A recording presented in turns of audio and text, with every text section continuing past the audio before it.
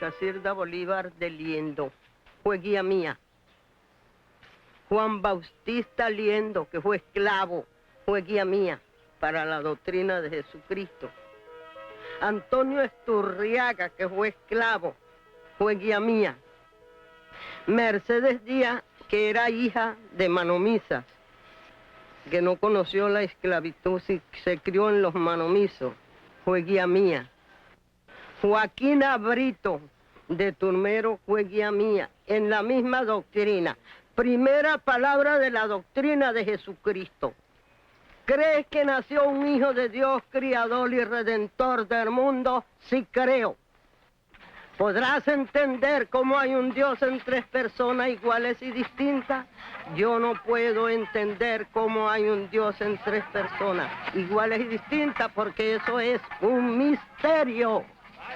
A los 21 días de Jesucristo va resucitado, clamaron todos aquellos seres humanos al pan ofrecido por Jesucristo.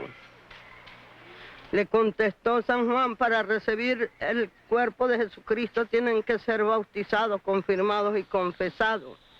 Todos recibieron el bautismo, la confirmación y la confesión. Al ser cristianos todos vieron al cielo y vieron a Jesucristo que se paseaba y le gritaron: Jesús, Jesús, los enemigos te andan buscando. Jesucristo les contestó: déjalos venir, que con la cruz de la redención y el pali serán retirados de su frente. Ellos se visten, los enemigos, usan cachos, usan rabos, usan trajes menos blancos. Los pontífices oyeron las campanas sonar solas, tambores, clarinete, toda clase de instrumentos. Enviaron su vista al cielo. Vieron que venían 4 ángeles bajando una mesa cubierta en nieves blancas. Los padres pontífices dijeron: Sanctus meum sacramentum, a la tierra viene Dios para salvarnos a nosotros y llevarnos a su gloriosa redención. Jesucristo les preguntó antes de subirse al cielo: ¿cuál es el día más grande para ustedes? ¿El día de su nacimiento, el día de su bautismo o el día de la primera comunión? Todos les contestaron: el día de la primera comunión, porque hemos borrado los pecados cometidos del mundo con el cuerpo de Jesucristo. Al norte de Venezuela, la cordillera de la costa emerge súbitamente a los bordes del Mar Caribe.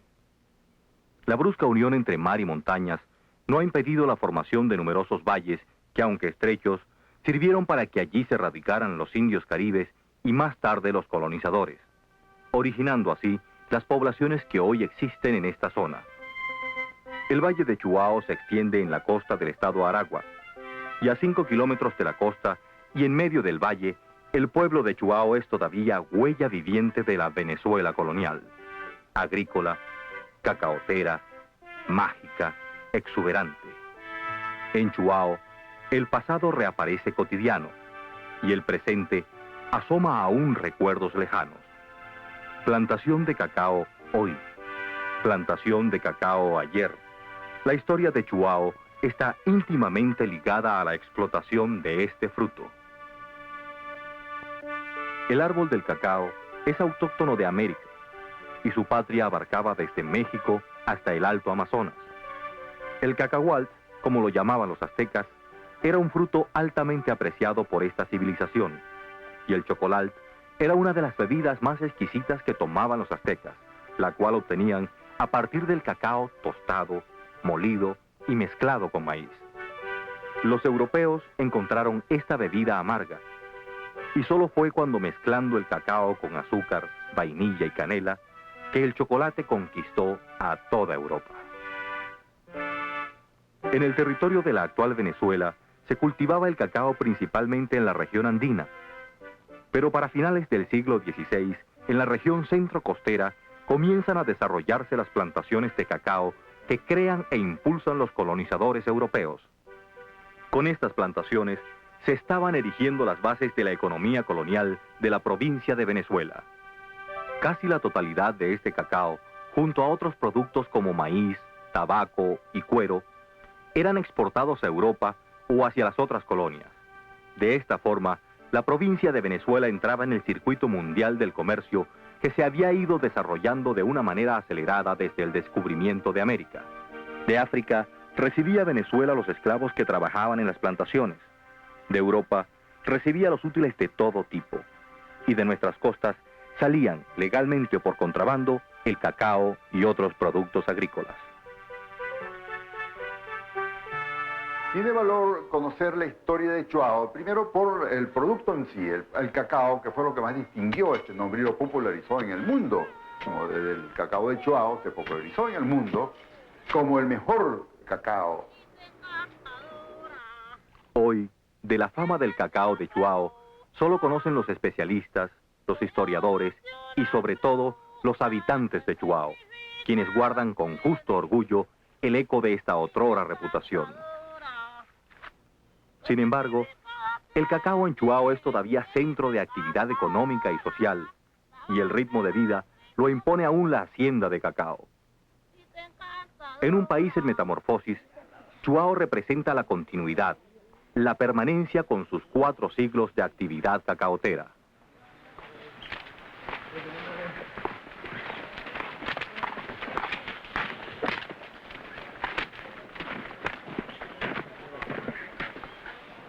El cacao comienza a ser muy importante dentro del comercio de Venezuela con el resto del mundo a partir de la tercera a la cuarta década del siglo XVII. Su importancia va creciendo y su principal mercado estuvo en México. En 1568, un año más tarde de la fundación de Caracas, Diego de Lozada entrega en encomienda a los indios caribes que habitan el valle de Chuao a uno de sus fieles soldados. De esta manera, premiaba el fundador de Caracas a sus compañeros de conquista. Casi un siglo más tarde, en 1649, el encomendero, Pedro de Liendo, hace delimitar las tierras del valle de Chuao y separa así legalmente sus tierras y las de los indígenas que todavía habitaban el valle. Por medio de este acto, Liendo desposeía bajo la justicia colonial a los indios de Chuao de todas las tierras bajas de este valle.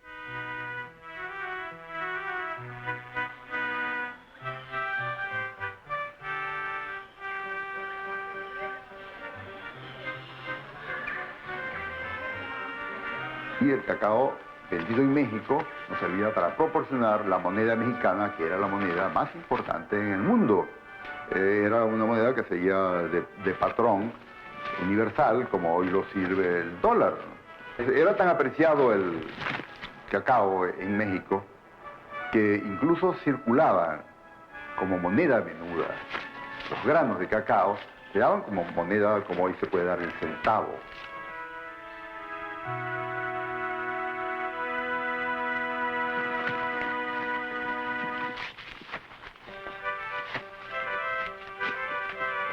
Como tantos otros sitios costeros, Chuao reunía condiciones óptimas para el cultivo del cacao: calor, humedad y fácil acceso por el mar, lo que facilitaba la comercialización del producto. Para el cultivo del cacao en Chuao, como en toda la costa, fue necesario traer mano de obra africana, más fuerte que la indígena y menos protegida por las leyes de Indias. Para 1659, existían en Chuao más de 100 esclavos trabajando en la hacienda, mientras que la plantación contaba con unas 40.000 matas de cacao sembradas.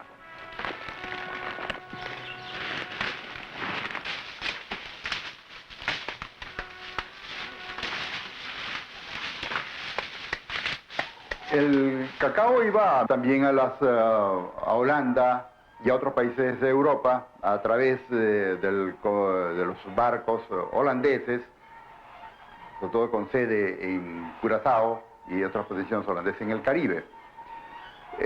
Posteriormente, cuando se constituye la Compañía Guipuzcoana hacia 1730, España comienza a recibir el mayor volumen de la producción cacaotera de Venezuela.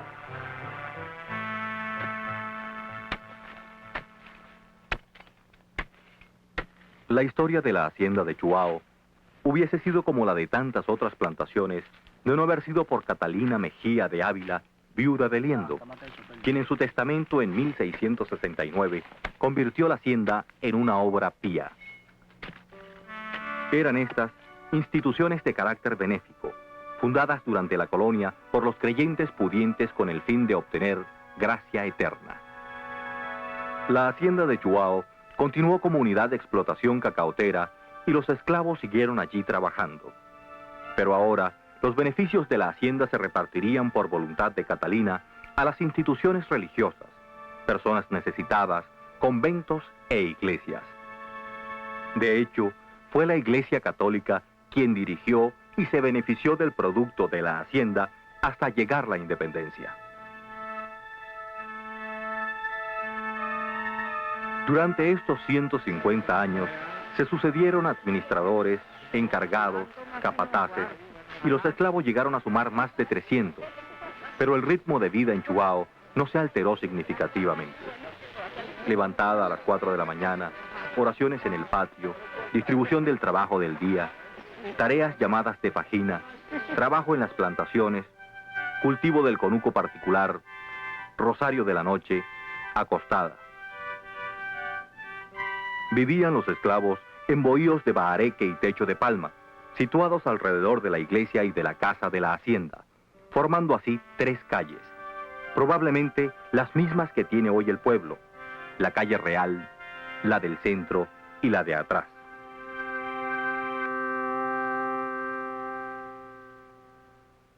Hubo una flota venezolana y creo, hasta donde he podido averiguar, es la única región de América Hispana que tuvo una flota propia. Esta flota llegó a ser bastante numerosa y todo el comercio de cacao con México era transportado íntegramente en barcos de los caraqueños.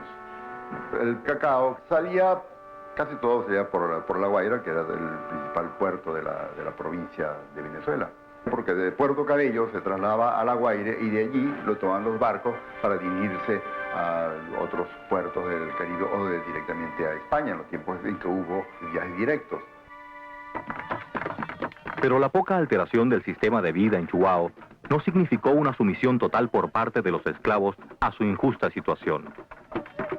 La fuga de esclavos, los cimarrones y los intentos de rebelión existieron en Chuao como en tantos otros lugares de Venezuela donde la esclavitud imperaba.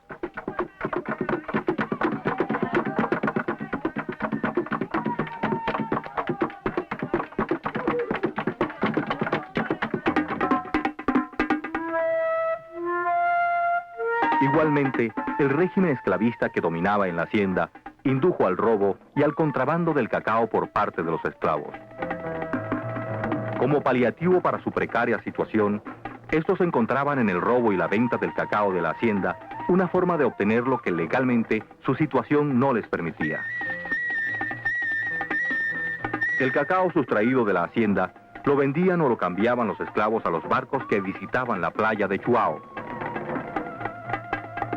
Más común aún parece haber sido el contrabando que realizaban con los llamados maleteros de Aragua, quienes eran comerciantes que atravesando las montañas desde Turmero visitaban la hacienda donde canjeaban bebidas alcohólicas y artículos variados por cacao.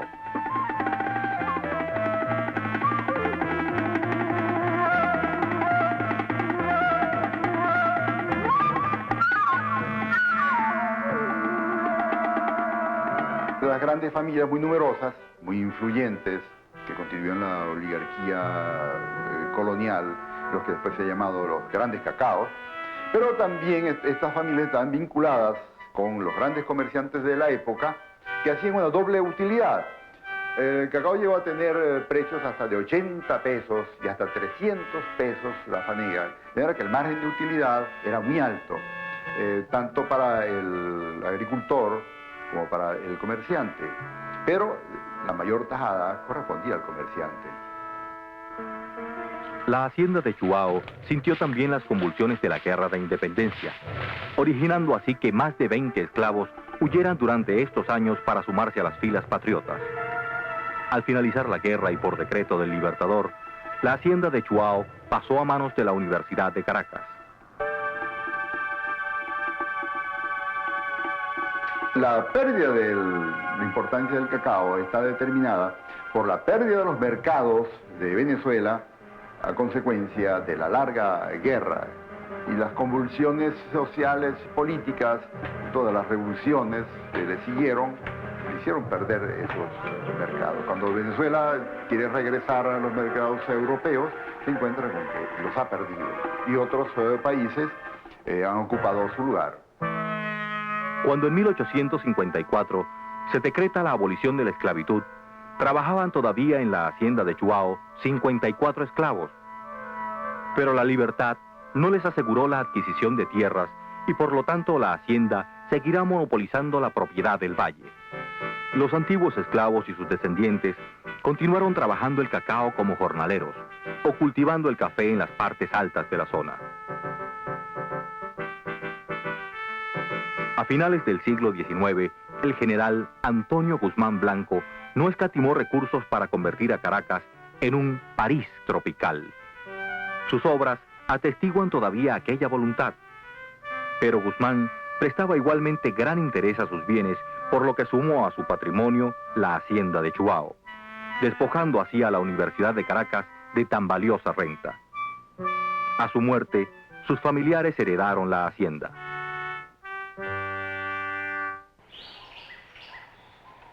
Cuando yo empecé a trabajar, la hacienda estaba predominada por los Guzmanes, por Bernardo Guzmán Blanco. Era la hacienda predominada por ellos. Después pasó a manos del general Juan Vicente Gómez. Entonces entró el Yazar López Contreras. Y esta hacienda ha ido de mano en mano, de gobierno en gobierno, en todas las épocas. Sí, señor. Yo he trabajado aquí en esta hacienda más de 60 años. Sí, señor. He sido regador de esta zona desde allá de la playa de Hermano Andrés España hasta la concesión allá arriba de la última hacienda. He sido regador de toda esa hacienda. He sido el fundador de esa plantación de cacao que usted ve por ahí. Esa ha sido sembrada por mis manos, generalmente hasta al final de la hacienda. Ese cacao que usted ve por ahí de ese porte. Señor, eso ha sido fundado por mis manos. Estoy contento por la manera siguiente que le he tenido mucho amor a este pedazo de tierra, porque me crié aquí trabajando en esta hacienda, pero hoy me encuentro descontento porque en vista de que ya yo no puedo trabajar, no tengo ninguna garantía de ninguna especie para el mantenimiento de vida de mí y mi señora. Eso es lo único que me tiene descontento a mí. De tal manera que aquí todo el tiempo, hasta la fecha, existe la esclavitud. Aquí no hay prestaciones sociales de ninguna especie. Y si usted se enferma, va a morirse a su casa a comer si tiene, y si no.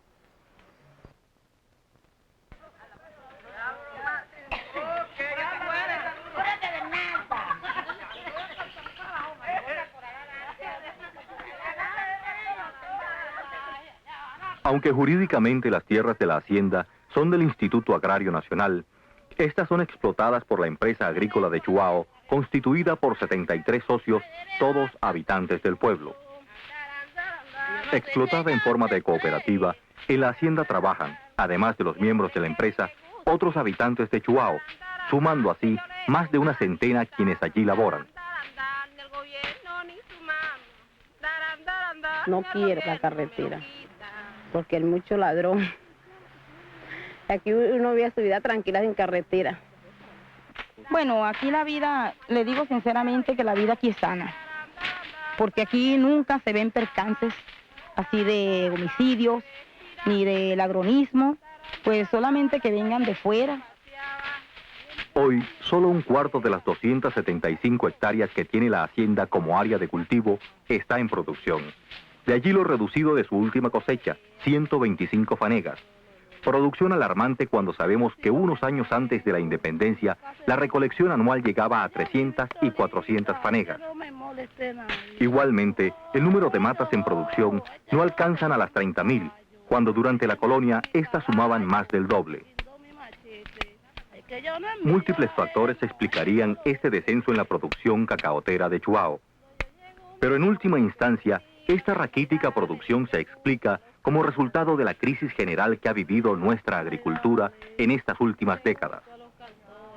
El estallido millonario del petróleo y sus efectos múltiples ha convertido a la inercia en el combustible de nuestra agricultura, originando así un estancamiento decadente. Estoy de acuerdo que se construya la carretera, porque resulta que tengo una hacienda de café y no hallo cómo sacar el producto que hacemos. Hoy, en Chuao hay planes y sus habitantes se han propuesto metas ambiciosas. Actualmente, 120 hectáreas de la hacienda están siendo renovadas con 75,000 nuevas plantas. Para dentro de 7 años, se espera cosechar en Chuao 1,000 fanegas anuales, aumentando así el rendimiento por hectárea de 90 a 700 kilos.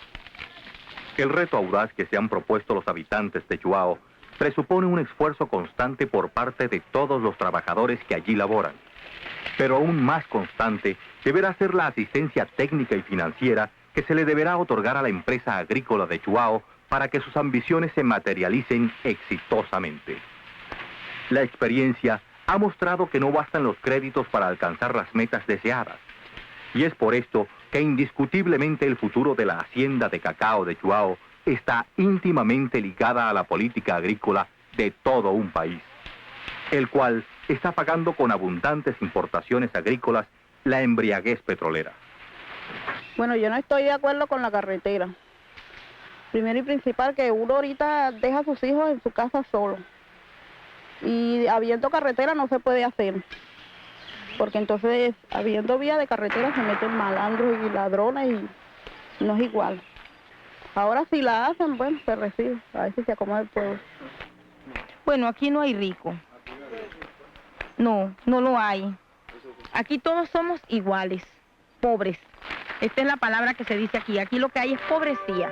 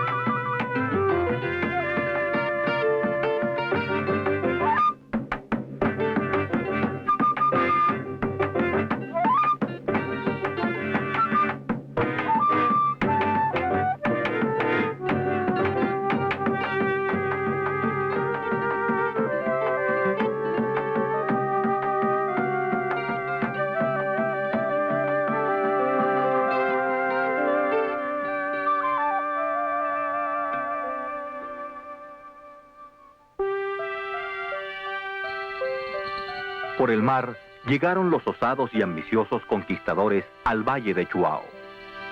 Por el mar se comunican actualmente los habitantes de Chuao con el resto del país al no existir otra vía de acceso. Hoy, la pesca se ha reafirmado como la segunda actividad económica de Chuao, ya que el café, en auge a principios del siglo, ha visto reducir su producción fuertemente.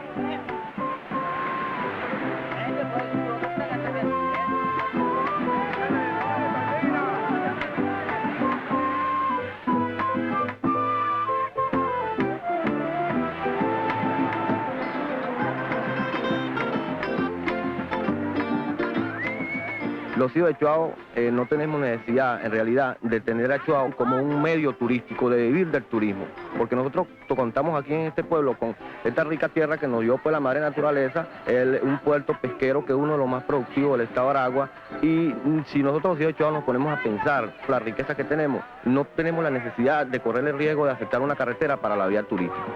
aceptar la carretera desde luego porque nos hace falta, porque estamos conscientes que la carretera le trae beneficio a los pueblos siempre y cuando ese beneficio se sepa utilizar. Entonces, ¿qué es lo que queremos? De que el pueblo se prepare, de que el pueblo trabaje agricultura, de que el pueblo trabaje la pesca para poder mantener esa carretera y que el turismo sea como una cuestión no de fondo, sino sea una cuestión pasajera y no que él dijo hecho viva el turismo. Si nosotros vivimos el turismo, consideramos que tendremos que aceptar a toda clase de gente que venga aquí porque ese es nuestro medio de vida. No tenemos sinceramente necesidad de eso. Por eso es el temor de la carretera.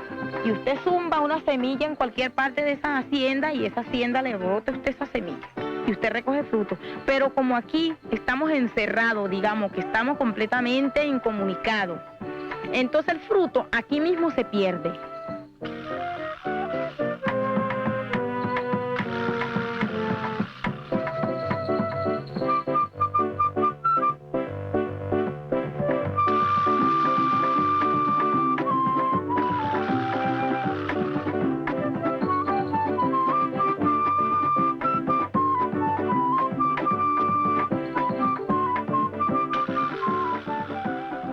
Yo le traje diferentes tipos de máscaras que se utilizan en diferentes pueblos venezolanos en ocasión de la fiesta de los diablos, o sea, en la fiesta de Corpus Christi. Bueno, y aquí tienen las dos máscaras tradicionales de Chuao. Esta máscara es la máscara de los diablos, de los hombres. Y eso es casi único en Venezuela porque es la única máscara de la mujer del diablo que llaman Sayona. Es interesante que estas dos máscaras de Chuao tienen mucho más características africanas que otras máscaras de Venezuela. Los Bapende en Zaire tienen las mismas máscaras, o sea que tienen los mismos colores. También tienen los ojos sobresalientes y una boca muy grande y cuernos rectos. El agua bendita significa protección y alejamiento del enemigo malo. Esas son personas disfrazadas del maligno. Entonces nosotros estamos en la creencia de que santiguándolo con agua bendita, pues el demonio no se le acerca.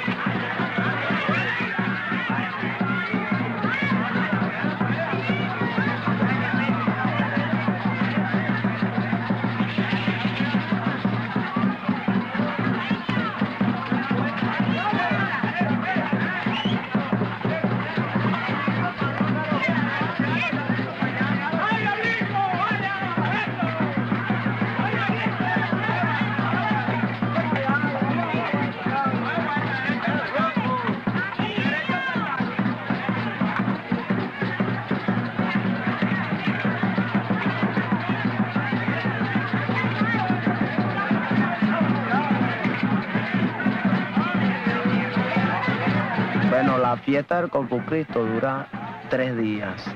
El miércoles es la caída o salida por primera vez. El jueves se cumplen las visitas de cada socio y el viernes se acostumbra a primera hora de celebrar un sancocho, homenaje a todos los socios y por la tarde el cierre del Corpus Christi.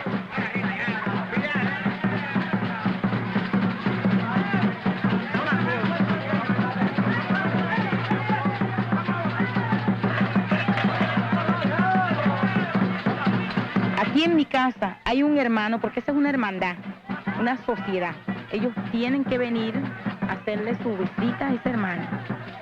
La cofradía que organiza la fiesta de los diablos es una cofradía de hombres, en cambio que la cofradía que organiza la fiesta de San Juan es una cofradía únicamente de mujeres.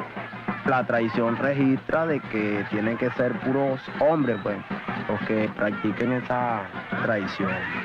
Eso no es acto, eso no puede ser permitido de que una mujer pues le falte al santo en esa forma.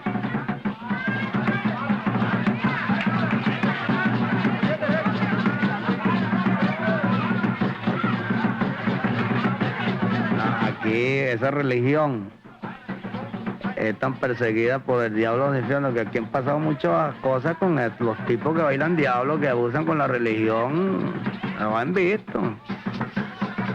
Y se han salvado por las reliquias que cargan, porque andan cruzados con el Cristo, con la medalla, con todo que cargan encima, si no, han pasado susto, ¿eh?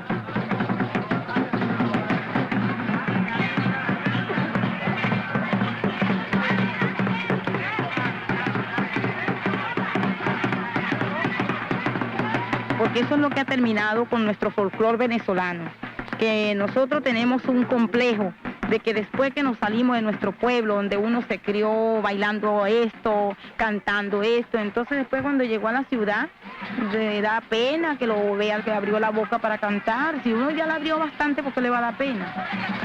Y que uno expresa felicidad, diversión, algo de religioso, todo eso lo expresa uno en el Corpus Christi. Yo nací en Quechua, nací y criado aquí. Comencé a bailar a los 14 años. 40 años bailando corpo. 25 años de los rasos y 15 años de capital.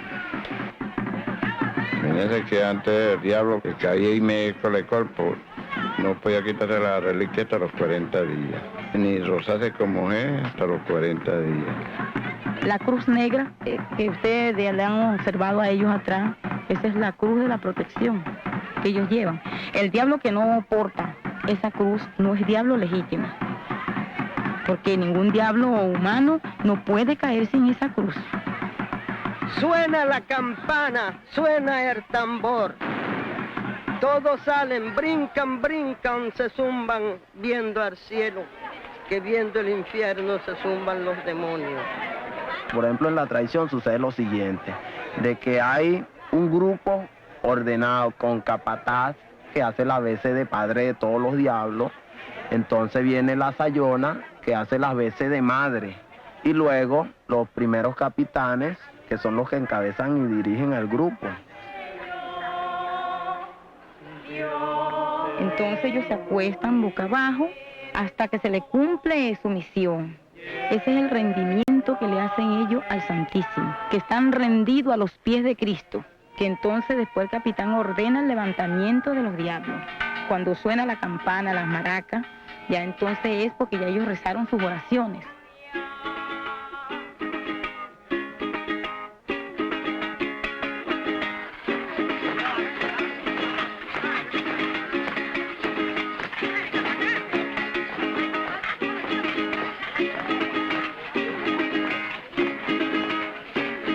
En la Edad Media, en España, solían aparecer diablos, gigantes y ángeles en la fiesta de Corpus Christi. Del significado religioso de esta fiesta. Se podría por lo menos remontar un poco a la época de la colonia, en que en aquella época en España estaban los famosos autos sacramentales, ¿no? Precisamente celebraban siempre el Día del Corpus y era siempre una lucha entre el mal y el bien, y luego más bien planteaban problemas teológicos. Estas fiestas fueron suprimidas por las autoridades eclesiásticas, pero fueron revividas con otro sentido, con otra connotación en las Américas.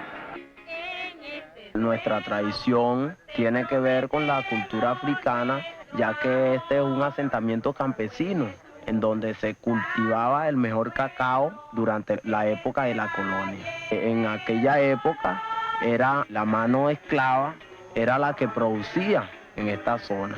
Y creo que esas tradiciones han sido adquiridas de ellos y hasta nuestros días nosotros las hemos ido desarrollando para que no desaparezca.